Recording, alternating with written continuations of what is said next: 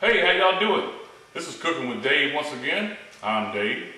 I am the world's greatest chef, because it says so right here on my apron. Y'all know the deal. Today I decided to have a cast iron class on cast iron pans and what goes on with them, how to season them, how to take care of them, show you my cast iron pans, what I got going on, how I use them, you know, the whole 9 yards of cast iron pans. Got to love cast iron, but can't beat it. Most people in America have iron deficiency. Cooking with cast iron leaches a little iron into your food when you're cooking it. It's good for you.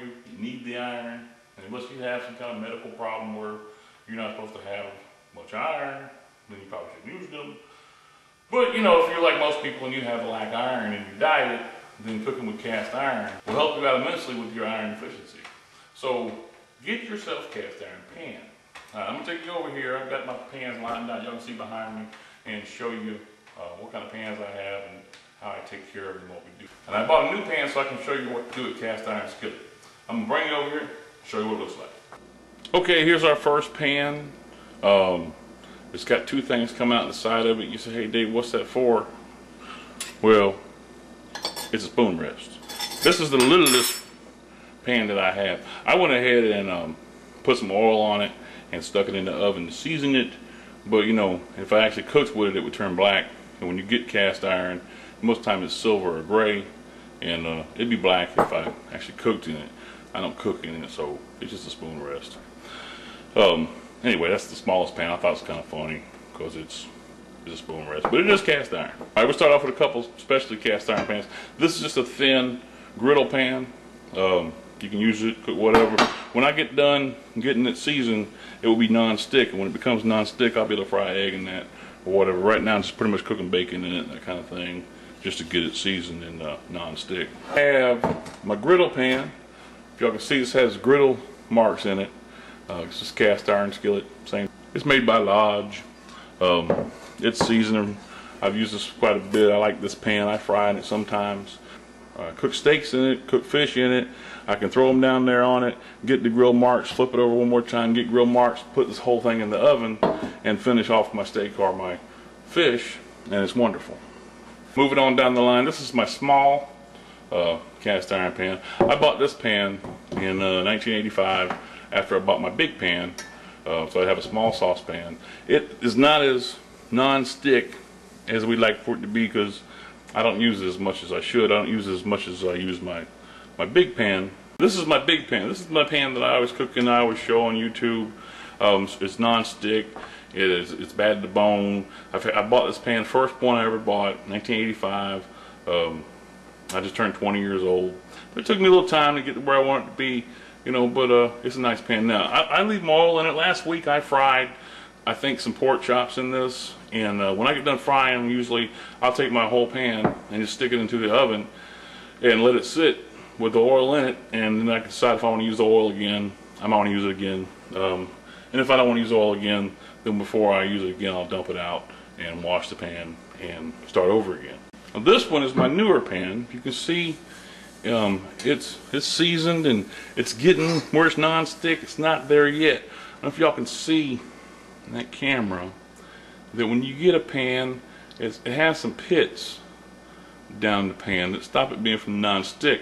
And what happens is overuse, and more you use this, more you fry in it, the more the fat that you fry in will start adhere to those little divots in your pan, and it will become smooth and non-stick. I'm going to wash my other pan and show that to you. Okay, I dumped out that oil and I washed out my pan. I don't know if you can see this or not, how smooth it is compared to the other pan that's only 3 or 4 years old. Dried all the water out of it. Can you see how smooth that thing is? That area is what you call a non-stick pan. All I use to wash the pan out with it pretty much is warm water. Now if you need to, you can use a little soap, mild dishwashing detergent. I use just a little bit of vegetable oil. Vegetable oil, it works. Little vegetable oil, use whatever kind of oil you want. You can use olive oil or whatever, but you know, just use a cheap oil. All you're trying to do really is keep your pan from rusting at this point, because we've already have our pan seasoned and ready to go. Let's keep wiping it till there's a thin layer left, and then I can take this rag. I can get it all oiled up and then wipe the bottom too on the outside and make sure that we're not going to be rusted. And there you have a nice big non-stick cast iron skillet. And this is our goal. This is the way we want all of our pans to be. And the only way you're going to get your pan to be this way is to use it. You've got to use it, you've got to fry in it, and you've got to fry in it some more. Next we have our Dutch oven. Y'all have seen me use a Dutch oven. I've cooked baked beans in this and pork roast and all kind of stuff. This is a bad-to-bone Dutch oven. I put it in my oven. When I use it, you can cook on top of the stove. I fry stuff in it also. I fried in it to season it. It has the lid with the bumps on it. It's self-basting, which is bad to bone. You don't have to baste. You put your food in there, stick it in the oven, or leave it on top of the stove, and walk away and come back when it's done. I like the Dutch oven. And then y'all know that I have the other Dutch oven that I use in the fire pit and on the grill. It's the one that has the legs on it. I like this Dutch oven. It's very cool. Also the lid, you can cook in the lid. You can put the lid down on top like this and put it in the fire pit and use the lid for a griddle. And it is also seasoned. And I haven't used it enough either, but it is almost non-stick also. I've cooked bacon on it and that kind of stuff when I went camping. I need to do more of that, and eventually I would be able to fry egg on that also.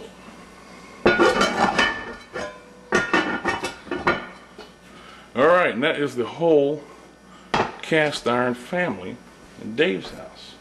Except for, now we have a new member of the cast iron family. It says it's an 11.5-inch skillet. Looking for a cast iron skillet to fit this lid, and I had this lid for a stock pot, and stock pot's pretty much gone and seen better days, but I still had the lid, and I was like, if I had a pot for that, and look at it, it fits perfect on this cast iron skillet. And I like glass lids. I like to be able to see my food while it's cooking, so I think that's very cool if I can put a lid on the cast iron skillet. This is our new cast iron skillet. I bought this at the grocery store today. I paid $11.98 for it, 12 bucks. You know, cast iron pan, cheap, can't beat it. It says right here, this is a cast iron 11.5-inch skillet. It was made by Good Cook, real life, real cooking. It says pre-seasoned, naturally non-stick. Well, though it might be pre-seasoned, it is not naturally non-stick.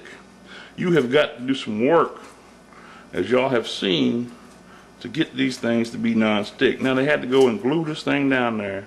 Why they had to do that, you know? Now I got to work to get that out. Now how could this be seasoned when it's got glue up in it? Y'all know what I'm saying? I'm going to have to use all kind of scrubbing power and soap to get glue out of here. And at the same time, I will be scrubbing away whatever pre-season that's supposed to be here. And that came off. So I'm going to do that real quick. I'm going to take this over to the sink and wash it. I'm going to wash it with soap and maybe an SOS pad to start with, just so I can get it to where I'm going to start seasoning it. Why they had to put that glue on there, man? Isn't that crazy? Why? You know what I'm saying? People that glued this to theirs do not care about us. No, they don't. They're like, what you going to use? Use some glue.